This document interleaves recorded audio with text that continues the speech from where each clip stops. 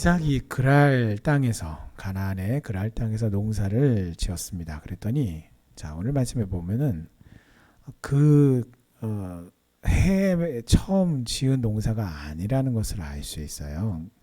그래서 여느 때처럼 여느 해처럼 농사를 졌는데 그 해에는 다른 해와 달리 100배의 소출을 얻게 되었습니다.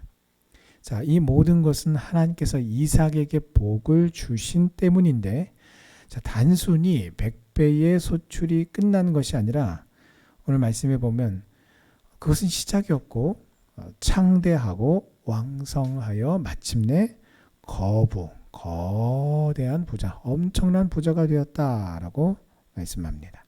자, 거부가 된 결과를 오늘 14절에서 설명을 합니다.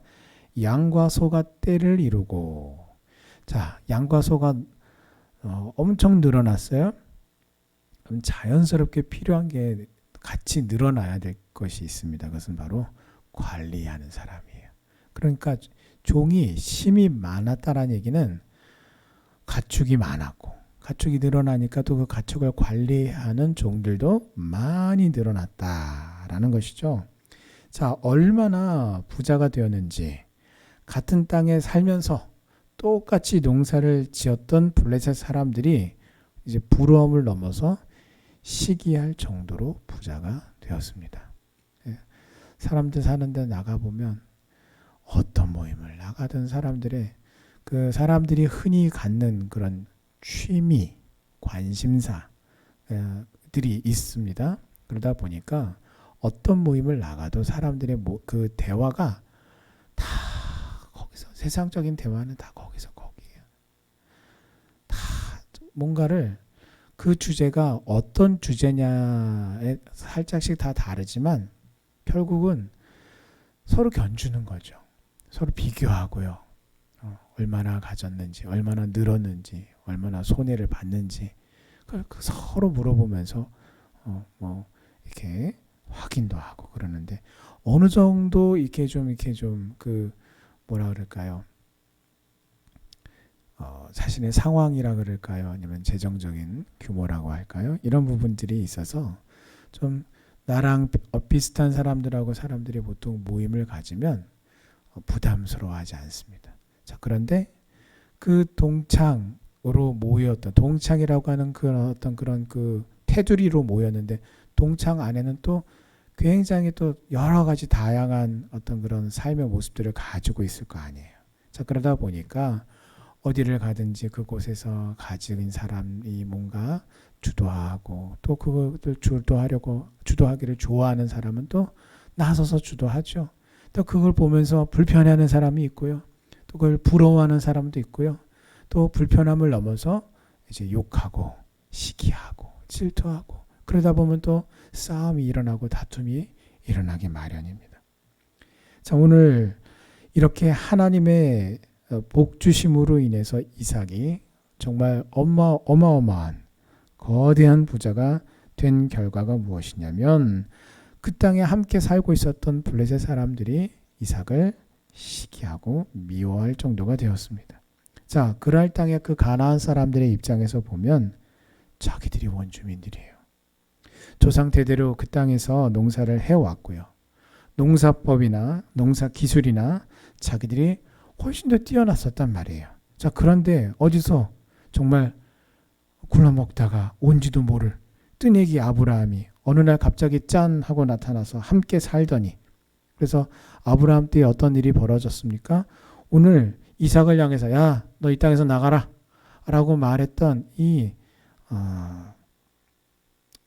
아비멜렉이 아브라함을 찾아와서 야, 우리 서로 동맹조약을 맺읍시다. 너나 나나 우리 세력이 비슷하고 힘도 비슷한데 참 대단하고 우리 서로 공격하지 맙시다. 이랬었던 아비멜렉이 그 아들 이삭에게는 뭐라고 말합니까? 야, 너 엄청난 부자가 됐네. 너 이 땅에서 나가라. 쫓아내요. 똑같은 땅에 똑같이 농사를 지었는데 왜 이삭만 더 잘 되는가? 왜 이삭만 짐승의 새끼를 더 많이 낳고 나는 새끼마다 다 잘 살아서 짐승의 수를 헤아리기가 어려워졌는가? 자, 성경은 다른 데서 그 이유를 찾지 않습니다. 여호와께서 복을 주심으로 라고 설명해요.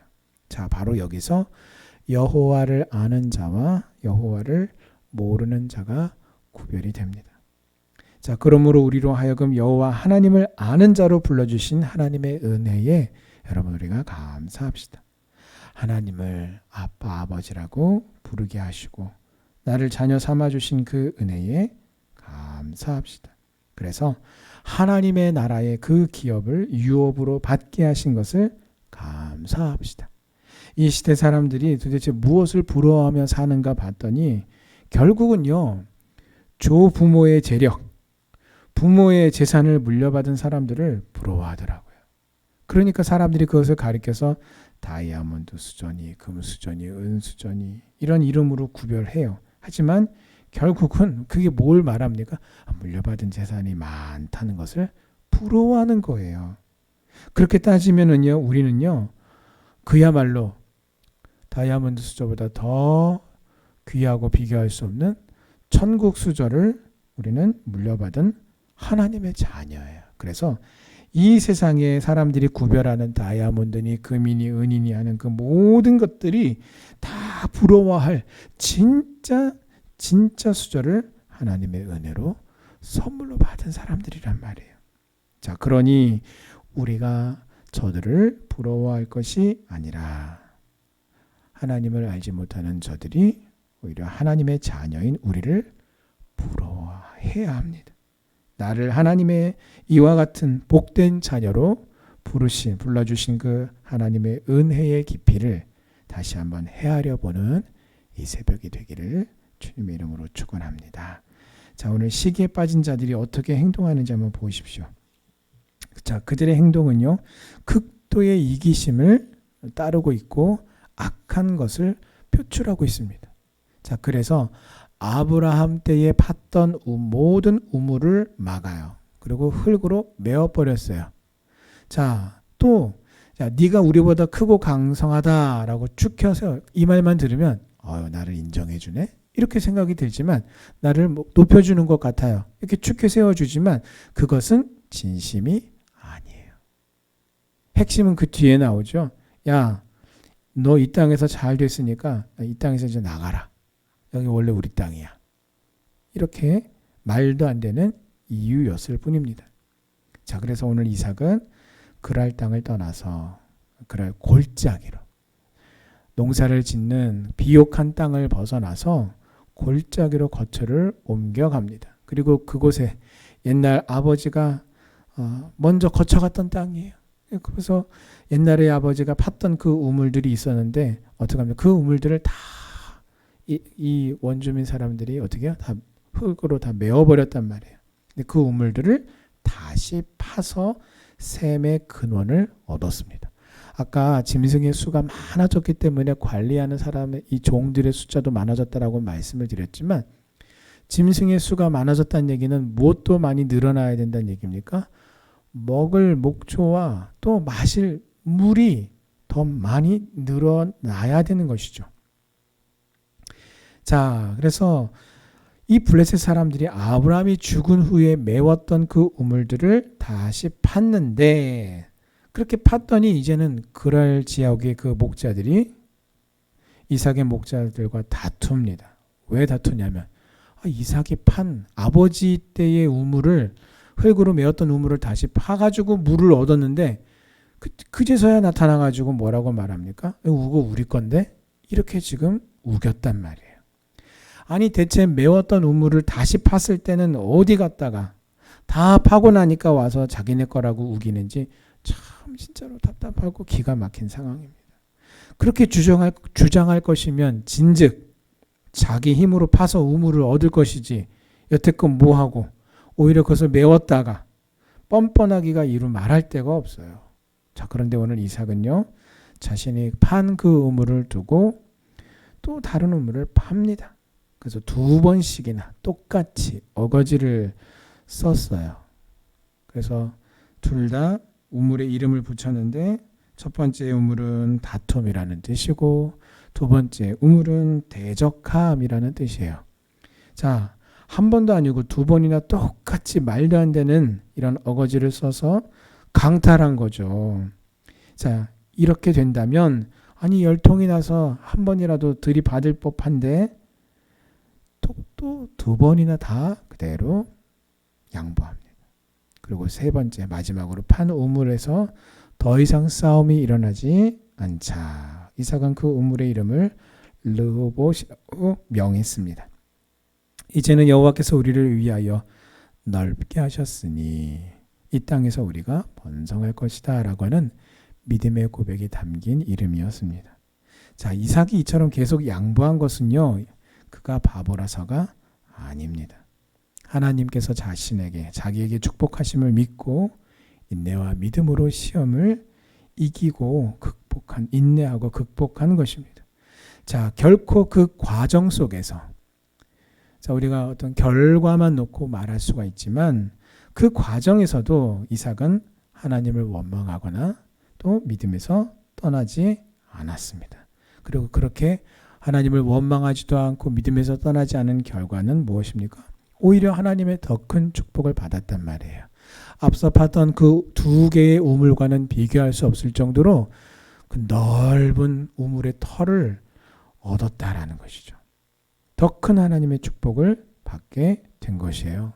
여러분, 우리도 신앙생활하다 보면요, 필연적으로 우리가 시험을 만날 때가 있습니다. 그때에 우리는 어떻게 해요? 오늘 이삭과 같이 하나님을 원망하거나 믿음에서 떠나서는 안 됩니다.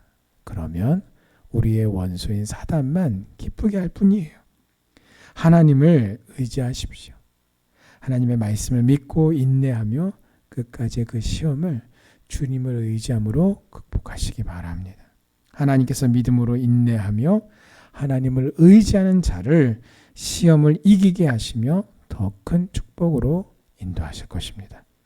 여호와 하나님께서 그 후에 이렇게 상황적으로만이 아니라 이삭에게 그의 꿈에 나타나셔서 하나님의 종 아브라함과 약속하셨던 언약을 다시 확인시켜 주시며 그를 축복하며 그 자손이 번성하도록 하실 것이다 라고 약속하셨습니다. 자, 이에 이삭은 그곳에, 하나님이 자신에게 나타난 바로 그곳에 제단을 쌓고 하나님을 예배하며 장막을 쳤습니다. 그리고 그곳 브엘세바에서도 종들이 우물을 파서 또 물을 얻었어요. 아니, 정말 그야말로 한 번 파기도 어려운 그 우물을 가는 곳마다 팔 때마다 물을 얻는 정말 축복 중의 축복을 얻은 것입니다. 그만큼 그들이 살고 있었던 이 지역은 물이 너무나 귀한, 그리고 귀한 만큼 물이 너무나 소중하고 그들의 업이 짐승을 목축하는 일이었기 때문에 이 우물을 얻는 것, 우물을 파서 물을 얻는 것은 너무나 핵심이었어요. 그런데 가는 곳마다, 파는 곳마다 물이 나왔다. 여러분, 이것을 그들이 단순히 기술이 좋았다라고 말할 수 없어요. 어떻게 해요? 성경은 오늘 여호와께서 이삭에게 복을 주심으로 라고 말합니다. 오늘 하나님은 저와 여러분들에게 이미 하나님의 자녀로 삼아주시고 우리에게 오늘 이삭과 같이, 아브라함과 같이 복을 주셨습니다.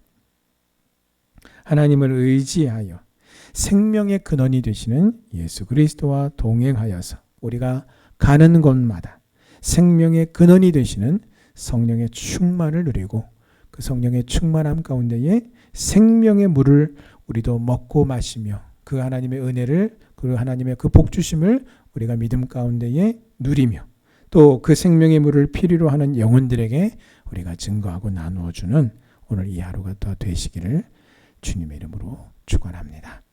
아멘.